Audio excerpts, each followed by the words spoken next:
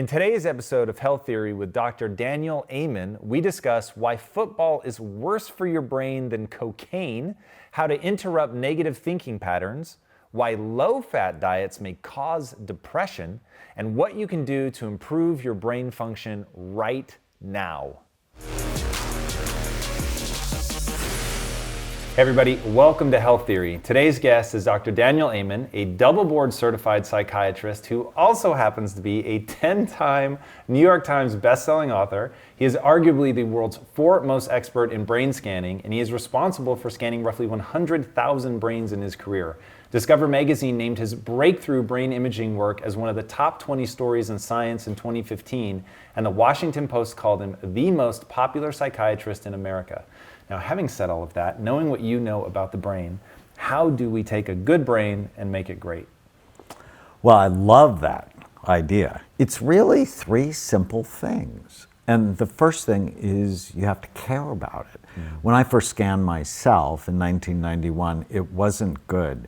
And just the week before, I'd scanned my 60-year-old mother, and she had a gorgeous brain.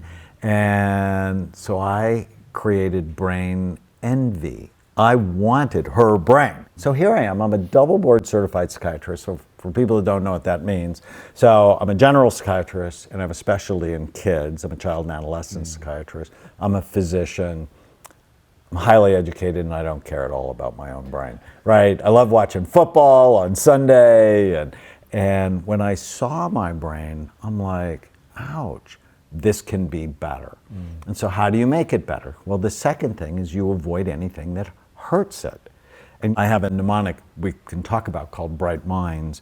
It's, if you want to keep your brain healthy, you have to prevent or treat the 11 major risk factors that steal your mind. So brain envy, gotta care, avoid things that hurt it, do things that help it. And so what did we learn? That exercise boosts blood flow to the brain. Not believing every stupid thing you think calms the anxiety centers in the brain. Things like omega-3 fatty acids get your gut right, because your gut makes most of the neurotransmitters in your body. Well, the little tiny habit for brain health is before you go to make any decision, you ask yourself, is this good for my brain or bad for it? And if you love yourself, because it's never about should. As soon as you think you should do something, you won't do it. Just because we're all 4 years old in our head and rebellious. It's, you answer the question in a positive way because you love yourself. Because you love yourself, your wife, your life, your mission. That's why you do the right thing. Because too often people go, oh, well, I can't have this and I can't have that. And as soon as you get into that deprivation mindset, it's not going to work. It's really interesting to me how often the answer that you push people towards, whatever their struggle is something that I'll call soft. Love comes up a lot, attachment, not being lonely, like things that you would expect a psychiatrist to give you a pill for. You've traditionally shied away from that.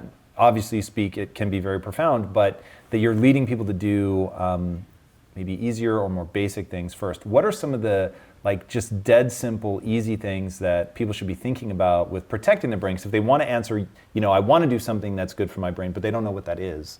So I went to my daughter's second grade class, and I put 20 things on the board, and I went 20 things that are good for your brain. Just 20 things. 10 of them were good, 10 of them were bad, and I'm going to separate them for me. They got them all right, really? Except one thing: marijuana, orange juice. Really? Okay. They put it in the good category when in fact it's got way too much sugar. And whenever you unwrap sugar from its fiber source, it turns toxic in your body. And so,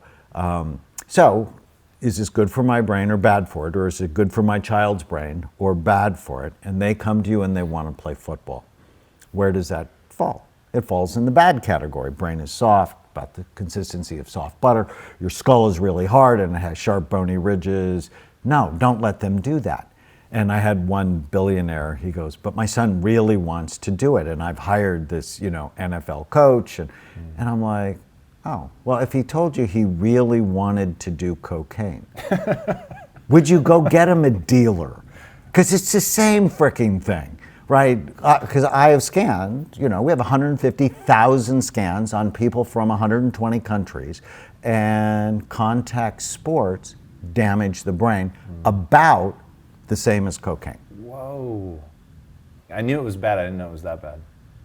So, and we had talked before we started about I tend to get myself in trouble. And about 10 years ago, we started the world's first and largest study on football players, on professional football players. And the level of damage is sad. But 80% of them get better when we put them on a rehabilitation program. So even if you've been bad to your brain, you can make it better, and I can prove it.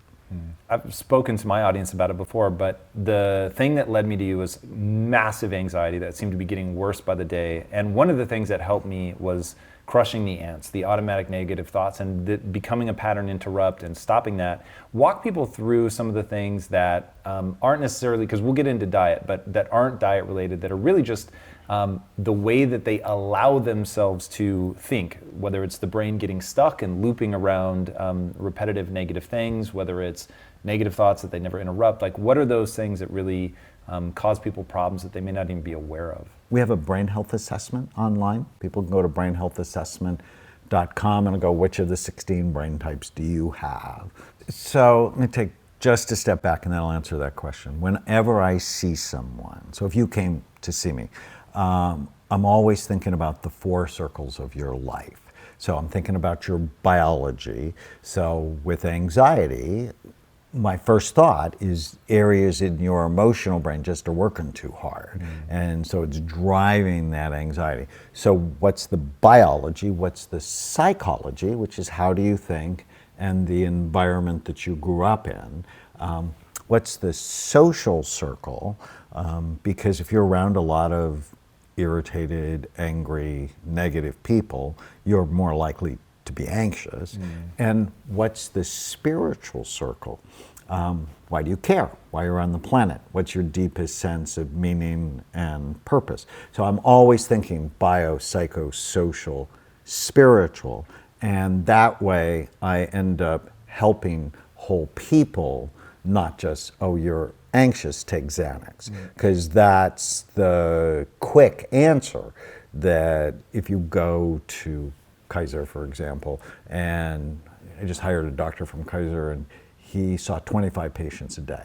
So the 25 patient a day answer is Xanax, is let me give you a benzo. And the problem with it is once you start it, it's insidious. It changes your brain to need it in order to feel normal. And so I'm like, so how else can we quell your anxiety?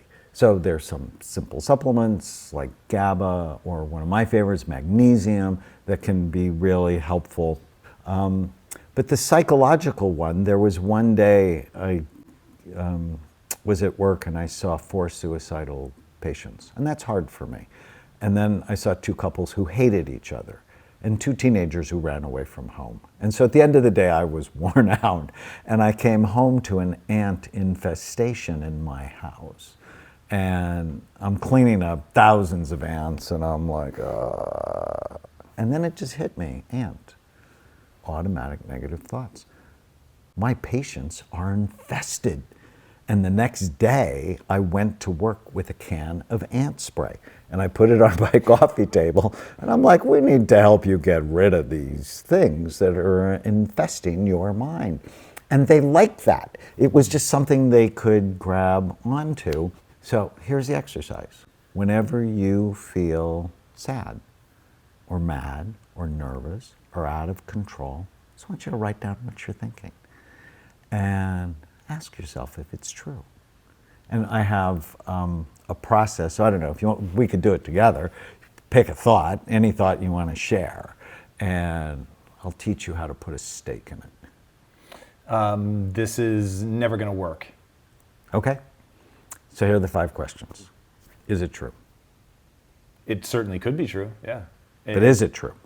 I can't say definitively. I don't know. Sure. Right? Yeah. Because I am not a fan of positive thinking.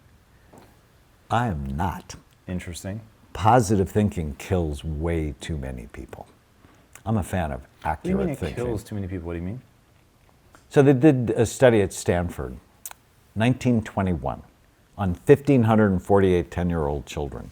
And they followed them for 90 years, looking at what goes with success, health, and longevity.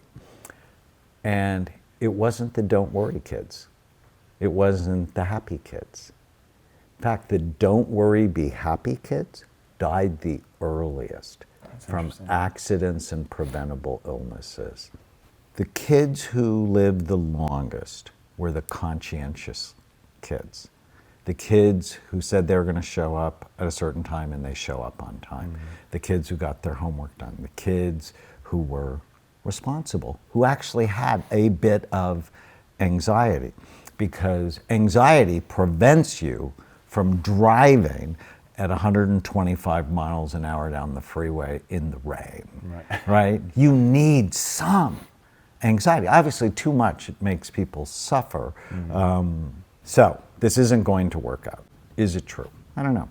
The second question is, can you absolutely know with 100% certainty it's not going to work out? No. No.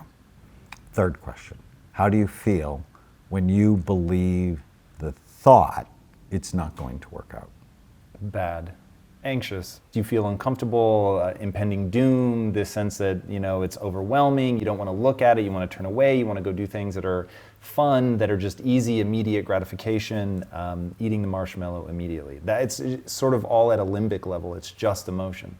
And then how do you treat other people when you believe the thought? If I were to give into it, you're going to be grumpier, grouchier, shorter with people, or just sullen and quiet. Yeah, so is it true? I don't know. Can I absolutely know that it's true? No. How do I feel when I believe the thought? Anxious. Worse. I mean, it's fueling the thing that makes you naturally upset. Fourth question is, who would you be or how would you feel if you didn't have the thought? If you couldn't have the thought? Certainly better, for sure. And I'm gonna start pushing you, because one, I want this to be useful in my own life, and then two, I want people listening for it to really be useful. I find that there's a certain point where the anxiety kicks over into it feeling purely biological. And what I mean by that is I can't differentiate between being cold and being anxious. They're the same physical sensation. So I'm like, am I just cold, or is this an exacerbation of the anxiety? And so one of the quotes that is just seemed so true to me in my life, and this isn't how they meant it, but this is, you'll understand in a second why it's always rang so true. The only thing to fear is fear itself. So the only thing that I have to fear when it comes to public speaking is anxiety. It's like, if I didn't have to worry about the anxiety, I'm not worried about the performance or the outcome. I've done it so many times. And so before I go on stage, I have to meditate to calm everything down, to slow my breathing, to get the blood back into the right areas of my brain. So in that situation, there's not negative thoughts that are driving you. Right. So in the beginning, I had to learn to stop that loop from even starting by killing that initial thought, which is why that was so powerful for me. So killing the ants it's a biological treatment too, because when you believe these negative thoughts, it changes your physiology immediately.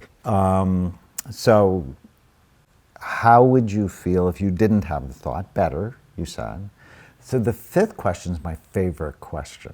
It's you take the original thought, this will not work out, and you flip it to the opposite, to the exact opposite, not the narcissistic opposite, which is I will be the best ever. So the opposite of it, this will work out. Do you have any evidence that that's true? If you're thinking about whatever the situation, and it won't work out. Historical performance, sure. Just like once in your life or more than once? Depending on what we're talking about, no, it could be years of success at something. Right. Somebody on my board just this morning, I'm dumb. And then when we switched it to I'm not dumb, she had like 50 reasons why she wasn't dumb, right? But if you don't challenge your thoughts, if you don't question your thoughts, you believe them 100%, and then you act out of the belief. So learning how to clean that up is really important. But sometimes there are remnants of anxiety that are not driven by the negative thoughts, and they're diaphragmatic breathing is so important. So if I was you, well, and I used to be you, because before I'd speak, I'd be very nervous. And I was on the speech team in college, but I couldn't hold paper in my hand because it would shake. Right. It was like really irritating. And so I became masterful at diaphragmatic breathing. And it's super simple. I put people in my office on the floor, put a book on their belly, and I teach them, when you breathe in, make the book go up. When you breathe out, make it go down. The trick is big breath, take twice as long to blow it out. So it's like 3 or 4 seconds in, hold it just for a second, and then about 8 seconds out.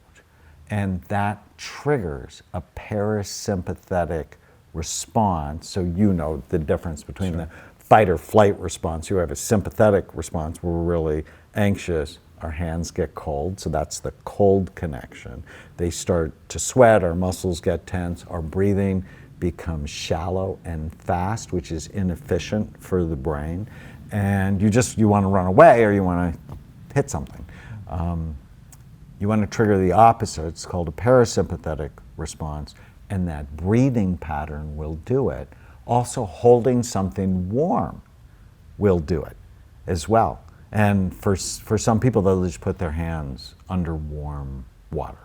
And if you could get in a sauna, that's great, or get in a hot tub. You can't do that before you speak. But so what is, like, if somebody comes to you, I know you're going to say that you scan their brain, that gets a bit tough for everybody watching at home, but what are like the basic protocols for some of the most typical things that you see? Are you starting with diet? Are you starting with exercise? Like, how do you get people to take the sort of edge off whatever they might be experiencing? Well, I'm usually working always in those 4 circles. So yes, I'll scan them, because if I don't look, I don't know, but not everybody can do it. So in Change Your Brain, Change Your Life, I think that's my book you read. There are questionnaires that go, oh, well, you're more likely to have a limbic issue here, or a basal ganglion anxiety issue with these symptoms, or prefrontal cortex issue, which is so common for us. And then I'll go, oh, well, if this is likely the issue, these are the supplements I would think about. And I tend to start with supplements. I mean, unless you're schizophrenic or you're a brittle bipolar person, I generally start with supplements first.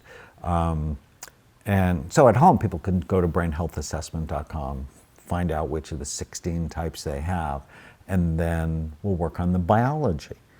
Along with biology, yes, you should exercise, of course you should. And there's certain kinds of exercise, especially coordination exercises. So racket sports, by far my favorite, very few head injuries, but they work your cerebellum. And the cerebellum, I think of it as the Rodney Dangerfield part of the brain. It gets no respect, even though it's 10% of the brain's volume, but has 50% of the brain's neurons. Can you imagine something that has half the brain's neurons actually gets very little coverage in the scientific media. And so what is the cerebellum doing? Is it to do with coordination? And well, that's what they used to think. Yeah, coordination, movement. But now we know 80% of it is dedicated to cognition and emotion. And cognition in what way? Just like general processing? Or? Processing speed. You want to talk about something near and dear to my heart. I would love to be able to process raw data faster. That's how I think of it. I'm assuming then that's cerebellum. Cerebellum. So I start playing table tennis. That's step 1. What else? What am I supplementing? What other activities am I doing? So a racket sport, if your wife likes ballroom dancing, become good at it because it's a coordination exercise. And then you want to stimulate it, and there's certain supplements that I actually like theanine, because it helps you feel relaxed, but it really also helps you focus. And this is over the counter? Mm-hmm. Rhodiola, ashwagandha, ginseng. We actually make something we like called focus and energy, and we find it stimulates your frontal lobes and your cerebellum at the same time. So, and then stop hurting it. Alcohol is directly toxic to the cerebellum. I mean, that's why they make you try to walk a straight line. You can't because your cerebellum's not working. It's being poisoned. So I hardly ever drink. What are some other things that people do on a day-to-day basis that could be totally just horrific for that? So if you're playing football or your kid's playing football, what they're doing is they're banging their frontal lobes. And there's actually this really cool term I like. It's called cross-cerebellar diaschisis. It's like, whoa. What does that mean? If you hurt your left frontal lobe, it actually turns off your right cerebellum. And if you hurt your right frontal lobe, it turns off the left cerebellum. And if you're heading soccer balls, you're turning off both sides of your cerebellum. So we just have to do so much better at protecting the brain.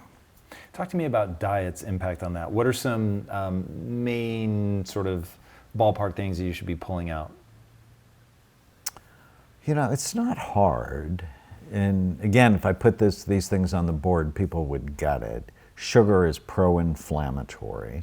It increases erratic brain cell firing and it's addictive. So if you can get rid of or really limit sugar, that's really helpful for people. The more colorful, clean fruits and vegetables, the better.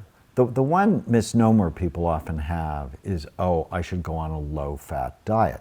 The problem with that is 60% of the solid weight of your brain is fat, and low-fat diets can actually trigger depression.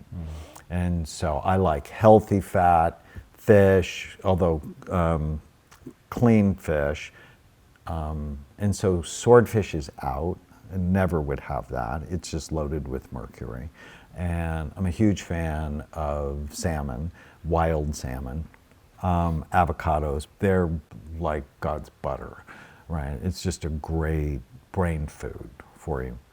You have to be calorie smart because 70% of us are overweight, 40% of us are obese. I published 2 studies that show as your weight goes up, the physical size and function of your brain goes down. Should scare the fat off anyone. When I read that, I ended up losing 30 pounds. You know, I'd tried for 30 years, and I just never really had the motivation until I went, I am not going to have a smaller brain. I am not going to do that. So clean protein, healthy fat, actually at every meal because it helps stabilize your blood sugar.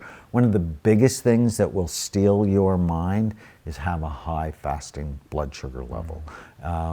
It's actually been shown to be associated with brain atrophy, and it makes your blood vessels brittle and more likely to break. So there's a term I like, I didn't coin it, but I like it, called diabesity. It's a combination of being overweight with high blood sugar. It's a disaster for brain function. And this is why people get addicted. It's carbohydrates, simple carbohydrates. So if you ingest cupcake, your pancreas sees all the sugar and it sends out an insulin burst. Well, that insulin burst drives tryptophan, the amino acid precursor to serotonin, into your brain.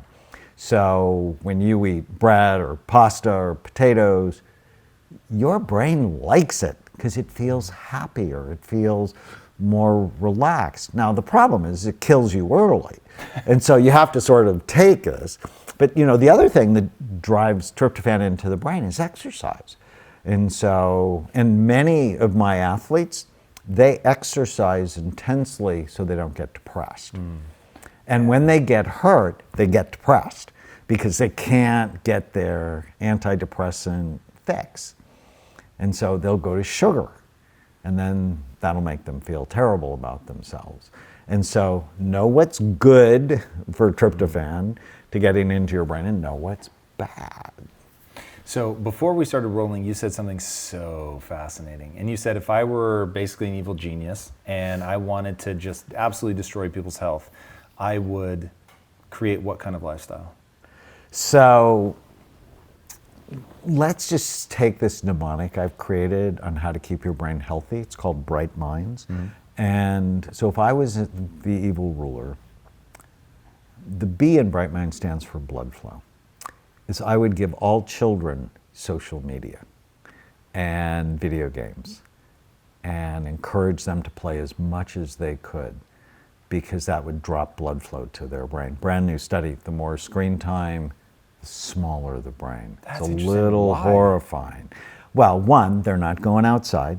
They're not getting exercise. They're not getting the sun. We have a massive deficiency of vitamin D in this country. And exercise increases something called BDNF, or brain-derived neurotrophic factor. It helps your brain grow. So we're losing Miracle-Gro.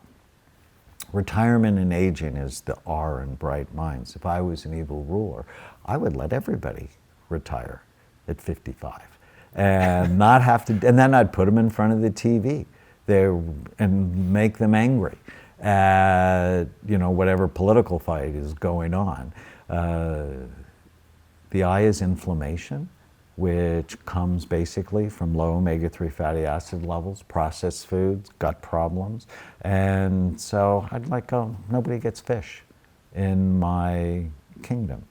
And we don't have fresh food. We basically have fast food restaurants. The G is genetics. And I don't know what you have in your family. In mine, I have heart disease and obesity. Obesity in a big way in my family. Yeah. But as we can see, genes are not a death sentence. They should be a wake-up call to do the right things to decrease your genetic vulnerability. So if I was the evil ruler, I would go, you have obesity in your family. I'd do a public campaign. So it's in your family, why worry about it? Live it up, you're gonna die early, enjoy the path.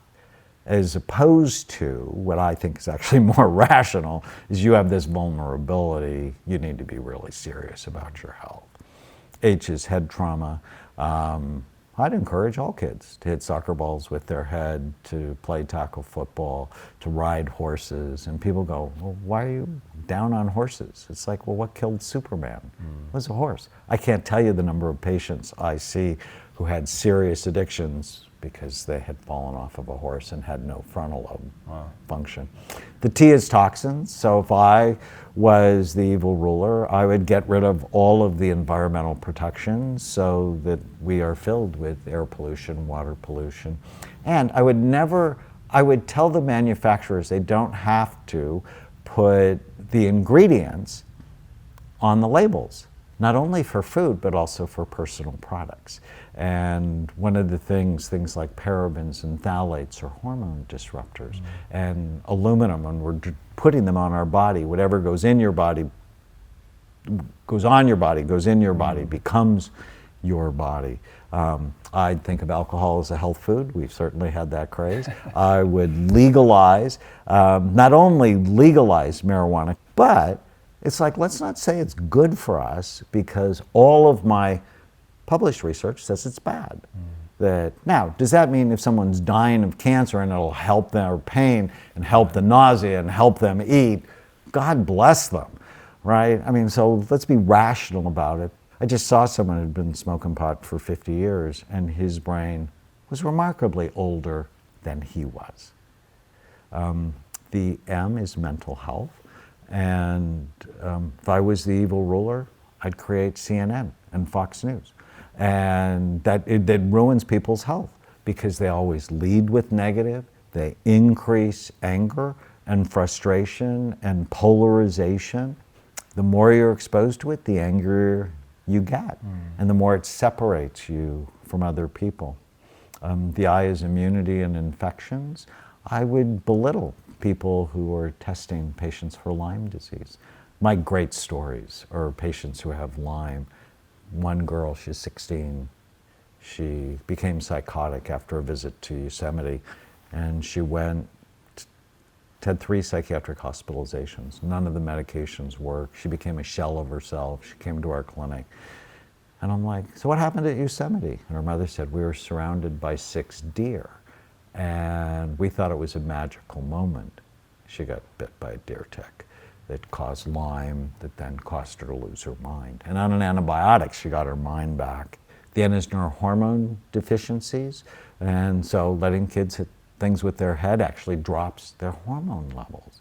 And so I'd test for that. Diabesity, I'd create the American food system. ISIS has nothing on our food industry. And I'm not kidding when I say it, the weapons of mass destruction are highly processed, pesticide sprayed, high glycemic, low fiber, food-like substances stored in plastic containers.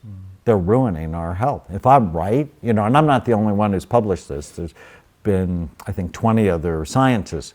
As your weight goes up, the size of your brain goes down. It's like, oh my God, if 70% of us are overweight, it's the biggest brain drain in the history of the United States.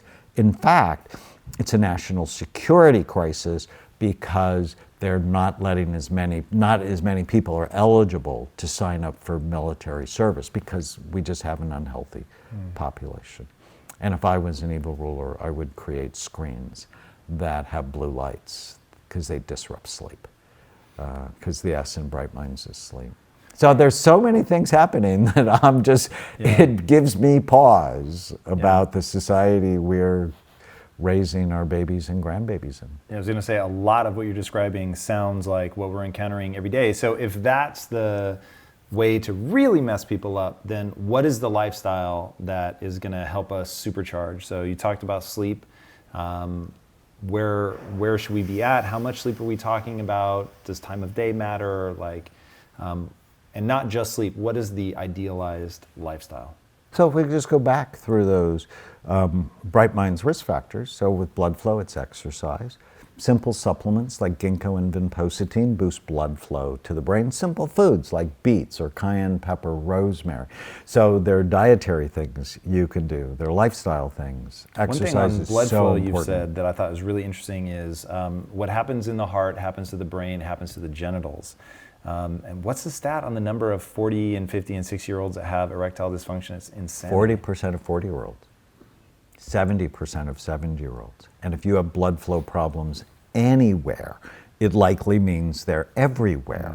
And it's one of the, I don't want to say big benefits, that's bad, but it's one of the benefits of the program. Almost everybody's sex life gets better, which I'm like a huge fan of. But this is, for years, my antidepressants, not mine, but, like Prozac and Zoloft and Lexapro, they decrease sexual function, which that makes me sad, right? It makes it harder for women to have an orgasm or harder for men to perform, right? And I'm like, well, let me give you something that'll enhance your performance because your mood will be better. And I'm always thinking, what I do for you, how is that going to affect your partner? Because I never think of myself as your psychiatrist. I always think of myself as your family's psychiatrist because I see little kids and old people and everybody in between. So exercise. So for retirement and aging, I want you working in a job that you're passionate about, that you're purposeful with. And if you're not, and some people just aren't, it's, well, what are you doing for new learning every day? What do you do for new learning every day? Is it all around the brain, or do you have stuff outside of that? No, in fact, it shouldn't be. Like, I know how to read brain scans. Just reading more scans doesn't really help my brain. It's pattern recognition. So I play the piano, which I really like. Simply Piano is my app for playing the piano, which is good for my cerebellum. And then I have a table tennis coach. And it's you have a table tennis coach? I do. That's right. You played at the national level, didn't you? I did. But you want to get better. And the only way you get better is play people better than you. And so I do that. The I is take fish oil and a probiotic. Because what do you think about keto? So I being inflammation. So keto is the only thing in my life that had a drug-like effect when I tried it. I had suffered from inflammation for like 15 years. I was icing my wrists every night because they just hurt and just to keep them in check. But I wasn't doing any fat in my diet. I basically lived in a state of rabbit starvation for 2 or 3 years. And then for the potential anti-cancer properties, I'd been hearing about ketogenics thanks to Peter Attia and Dom D'Agostino, and I thought, all right, I'm going to give this a shot. I went hardcore, 4-to-1. So for every combined gram of protein and carbohydrate, I was eating 4 grams of fat. It was miserable. I hated it the most, but my wrist felt amazing. That was really transformative for me. What are your thoughts on keto? Well, I'm a fan of it for neurodegenerative diseases and for seizures. In fact, I have a granddaughter who has a wicked seizure disorder, and on a ketogenic diet, she lost her seizures. Wow. It's actually one of my passion stories, because when I suggested it, she's 5 months old, she's having 160 seizures a day, and on the diet, she lost her seizures. But the reason I'm not a fan in general is there's not enough colorful plants, and plants have medicine. So for your pain, it may have been dairy, or it may have been gluten, or it may have been corn, or it may have been soy. Those things that tend to go away on a ketogenic diet, it could have been one of those things as well that was driving the inflammation. Because a lot of people would argue that meat can drive inflammation as well. And the first thing I do with almost all of my patients that aren't getting better is I put them on an elimination diet. And I have to tell you, the nutritionists in my clinics, they have more success stories than the psychiatrists. So one story, I had a guy that was severely depressed. He had ECT, he'd been hospitalized, electric shock therapy. Oh, he had been hospitalized multiple times, he was suicidal. He said to me, he said, "You're my last hope." I get that a lot. That's a little bit stressful for me. Okay. And I'm like, "Nothing's worked. I want you to try an elimination diet." He's like, "Do I have to?" I'm like, "Really?" Yes, you have to. And so what does that mean? No gluten, no dairy, kill the sugar, no corn, no soy, no artificial dyes or preservatives. He's like, "That's my whole diet, but I'll do it." 3 weeks later, he's dramatically better. Wow. But then I said, "So let's see what it is." So we added back gluten. Nothing happened. We added back dairy. Nothing happened. We added back corn. He said within 20 minutes, he had a vision of a gun in his mouth pulling the trigger. I'm like, we have to break up with corn. And his depression has not come back. Wow, that's crazy. Isn't that crazy? Yeah, and I mean, I should be used to that at this point, like the number of people that have that kind of reaction to a specific type of food and how variable it is, meaning maybe corn for me is fine, but for him is absolutely catastrophic. And how much variability do you see? How do you, because an elimination diet can be very confusing for people. How do you walk people through that? You just have to think of it really simply. These are foods I get to choose, and these are the foods I should lose. And you just have to know the list. And but like, where do you start? Hard. Is there a ground zero? Like, is it chicken breast and broccoli? Like, what is your start here? Well, see, for me, the first rule is it has to be delicious and nutritious. So I am fortunate that I'm married to a nurse who not only is beautiful, but she's really smart. And one of her best gifts is taking really healthy food and making it taste awesome. So there is no suffering. So you have to get that in their head. And we're all creatures of routine. I mean, I'm so a creature of routine. So that means I really only have to find 20 foods I love that love me back. Right. And I don't know in your relationship if you've ever been in love that was bad for you, if you've ever had a bad relationship. But I have. And I'm not doing it again. And I'm damn sure not doing it with food. So, because I have control over that. Do I love this? And does it love me back? I'm not going to be in love with something that hurts me. I did the Daniel plan. Pastor Rick Warren called me up and said, "I'm fat, my church is fat, will you help me?" We created a program for them, Mark Hyman and I did, and thousands of churches around the world have done it. It's awesome. But one of the pastor's wives came into my office and she said, "I told my husband last night after you gave a lecture that I'd rather get Alzheimer's disease than give up sugar." Whoa. And I'm like, "Did you date the bad boys in high school? Because that's a bad relationship." Wow. And later we found out she has a family history of Alzheimer's and she's given up sugar.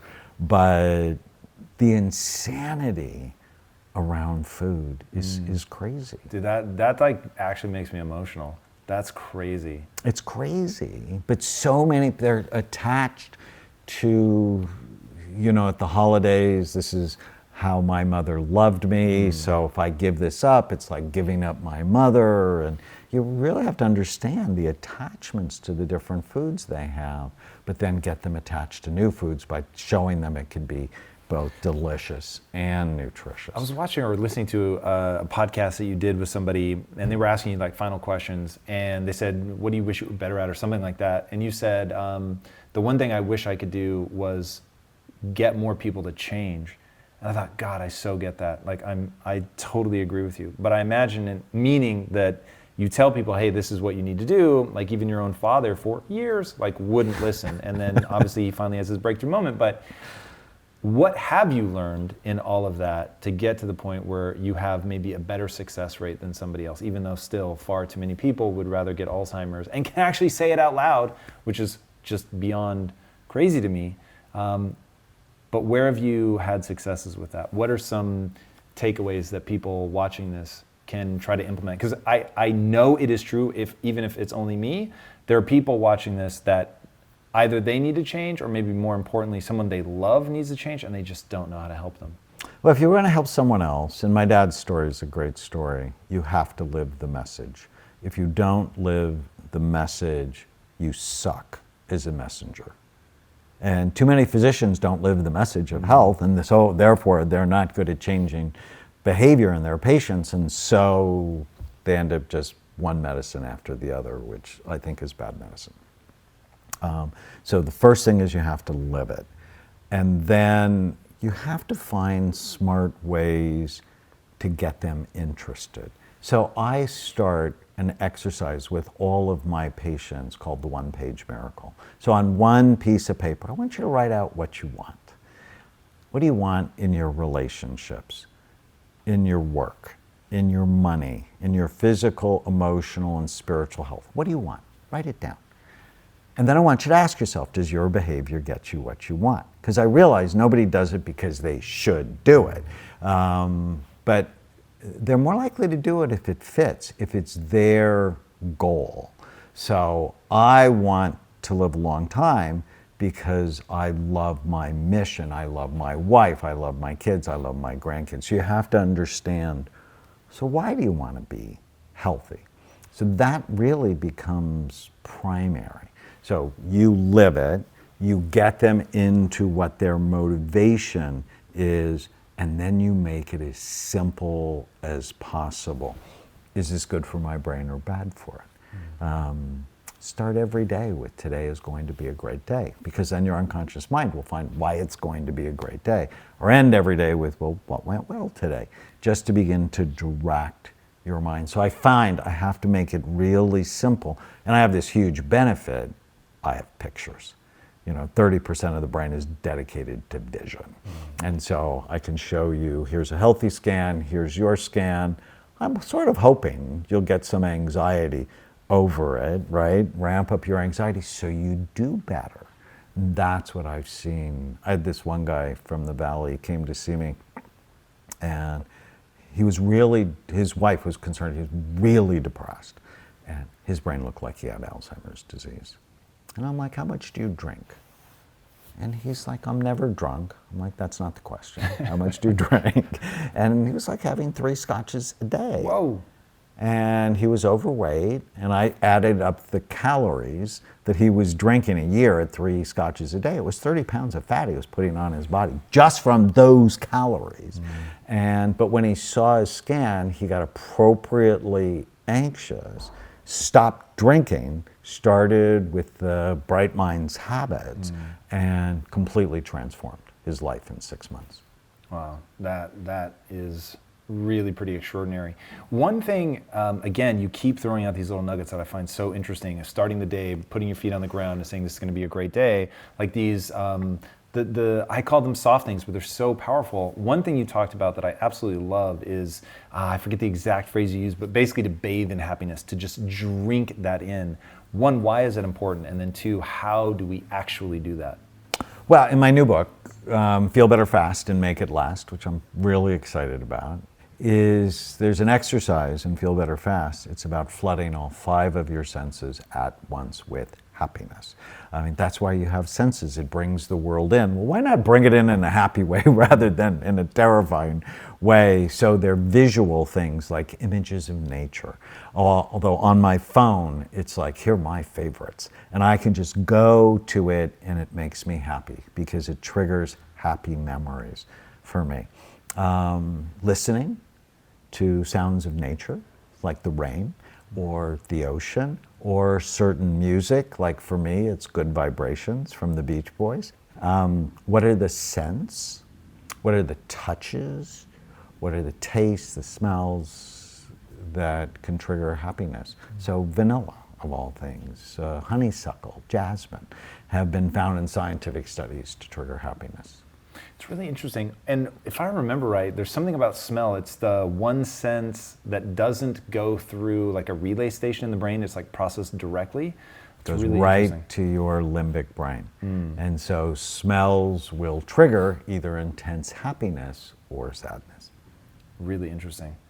All right, so before I ask my last question, tell these guys where they can find you online. And then I have a modified question for you.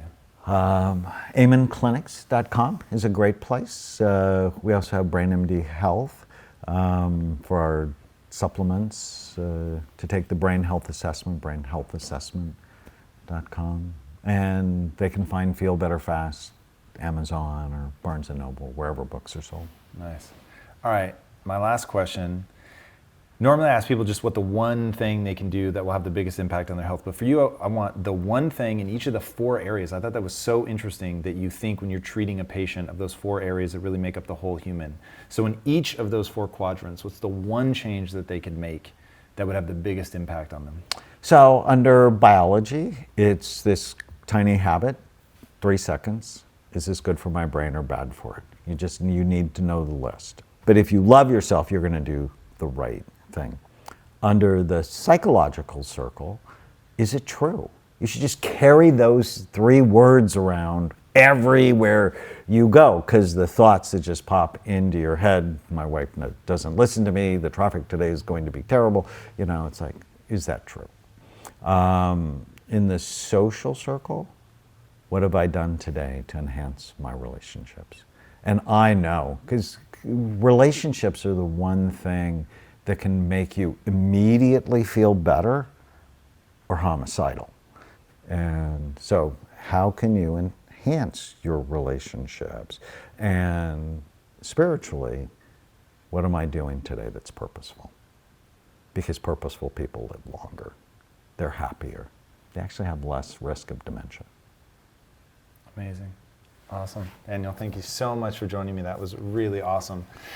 Guys, this is somebody who has had a massive impact on me. One of the earliest books that I ever read about the brain was Making a Good Brain Great, and realizing that we are not stuck with the brain that we have, that we can make change. And if you guys know me, you hear so much of my rhetoric about change from those books. And that was what really began to show me that there were concrete steps that I could take to improve things. I love his mnemonic devices. I think that they will be very effective for you. One that we touched on but didn't go letter by letter is Brain Excel. That's one you're going to want to look up. You can find that on his website. It's absolutely extraordinary in terms of improving your ability to basically perform at a high level. So going out, figuring out what the things are that are working against you, and then breaking down Brain Excel, which is feeling better and making it stay that way. So getting into his world, finding those things, applying them in your life, fixing your lifestyle so that it matches something that is good for your brain.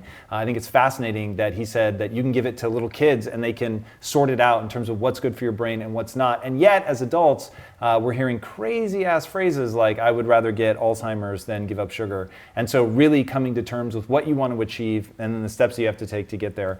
And I don't think anybody does that as well as he does. So as you dive into his world, that will be your reward. You'll be able to optimize your brain in a pretty profound way. So check him out. He certainly changed my life. All right, if you haven't already, be sure to subscribe. And until next time, my friends, be legendary. Take care. Thank you, sir. That was phenomenal. Thank you guys so much for watching and being a part of this community. If you haven't already, be sure to subscribe. You're going to get weekly videos on building a growth mindset, cultivating grit, and unlocking your full potential.